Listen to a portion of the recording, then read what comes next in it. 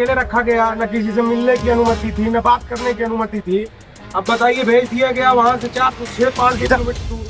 UP के प्रयागराज में उमेश पाल हत्याकांड के आरोपी और माफिया अतीक अहमद के बेटे अली अहमद को डर लग रहा है। जेल की सलाखों के पीछे अतीक के बेटे को आखिर किस बात का डर सता रहा है? क्या अतीक के बेटे अली को जेल में ही किसी से खतरा है? नहीं, दरअसल ये खतरा है जेल शिफ्टिंग का। प्रयागराज की नैनी सेंट्रल जेल से अली को झांसी जेल शिफ्ट कर दिया गया है। नैनी जेल से हाई सिक्योरिटी जेल वैन में माफिया अतीक के बेटे अली को लेकर प्रयागराज पुलिस झांसी पहुंची। 1 अक्टूबर को उसे झांसी जेल में शिफ्ट कर दिया गया। अली पर रंगदारी मांगने, धमकाने, उमेश पाल हत्याकांड की साजिश में शामिल होने समेत तमाम केस दर्ज हैं। जैसे ही उसे नैनी जेल से झांसी जेल लाया गया तो उसने मीडिया से कहा उसे बेवजह परेशान करने के लिए शिफ्ट किया गया है। जेल में मैं जिस जगह था अपने होम डिस्ट्रिक्ट में, वहाँ मुझे अकेले रखा गया, न किसी से मिलने की अनुमति थी, न बात करने की अनुमति थी। अब बताइए, भेज दिया गया वहाँ से 4-5 किलोमीटर दूर। अधिवक्ताओं के नाम पे आपसे कुछ लोग मिलने आया करते थे, बताया जा रहा है। आपके पास नगद मिला था पैसा? नगद मिला था पैसा भैया, तो कंपन के लिए पैसा आया था।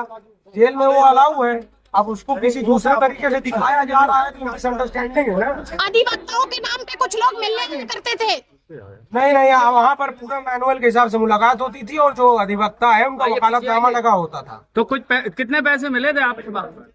अब वो आप मीडिया वालों को मालूम है, 1100-1200 रुपए थे, वहाँ तलाशी हुई थी। तो यूपी के दुर्दांत माफिया में शामिल अतीक अहमद के बेटे अली ने झांसी जेल पहुंचने के बाद मीडिया से कहा कि उसे यहाँ डर लग रहा है।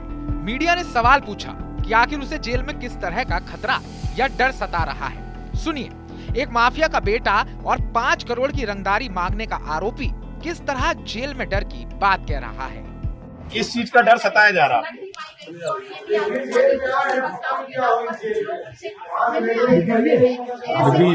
प्रयागराज के एक प्रॉपर्टी डीलर जिशान और शानू से 5 करोड़ रंगदारी मांगने के आरोप में अतीक का बेटा अली फरार चल रहा था। 30 जुलाई 2022 को उसने सरेंडर किया और तभी से वो प्रयागराज की नैनी सेंट्रल जेल में बंद है। पहले उसे हाई सिक्योरिटी बैरक में रखा गया था, लेकिन बाद में हाई सिक्योरिटी सेल में ट्रांसफर कर दिया गया। इस सेल में वो 8x10 के कमरे में रहता था। 17 जून 2025 को डीआईजी जेल राकेश कुमार श्रीवास्तव ने नैनी जेल का औचक निरीक्षण किया था। इस दौरान माफिया अतीक अहमद के बेटे अली की सेल में भी तलाशी हुई। उसके पास से 1100 रुपए कैश बरामद हुआ था। इसके अलावा मुलाकात रजिस्टर की जांच में ये पता चला कि कई लोग वकील बताकर जेल में उससे मिलने आते थे। इस मामले में सरकार ने संज्ञान लेते हुए नैनी सेंट्रल जेल के डिप्टी जेलर सहित 2 जेल कर्मियों को निलंबित कर दिया था। साथ ही उनके खिलाफ विभागीय जांच का भी आदेश दिया गया था। बताया जाता है कि इसी जांच रिपोर्ट के बाद यूपी जेल प्रशासन ने अली की जेल शिफ्ट करने का फैसला लिया। प्रयागराज पुलिस के मुताबिक माफिया अतीक अहमद का बेटा अली ही अपने पिता के बाद गैंग का लीडर है, क्योंकि अतीक की मौत के बाद कई लोगों ने अली के नाम पर रंगदारी मांगी थी। इसके अलावा कई जमीनों और प्लॉट पर कब्जे के लिए भी अली की ओर से धमकी वाले संदेश की बात का पता चला। पुलिस ने अली और उसकी गैंग के कई लोगों पर कार्रवाई की है, लेकिन माना जाता है कि उसके गिरोह के लोग अब भी चुपचाप तरीके से किसी न किसी तरह की आपराधिक गतिविधियों में शामिल रहते हैं। रंगदारी, मारपीट, धमकाना और अवैध रूप से कब्जे के लिए अभी भी अली और उसके गिरोह के लोगों पर साजिश रचने का आरोप है। अली अहमद को भी उमेश पाल हत्याकांड में आरोपी बनाया गया है। उसका भाई असद उमेश पाल की हत्या में गोली चलाता हुआ नजर आया था।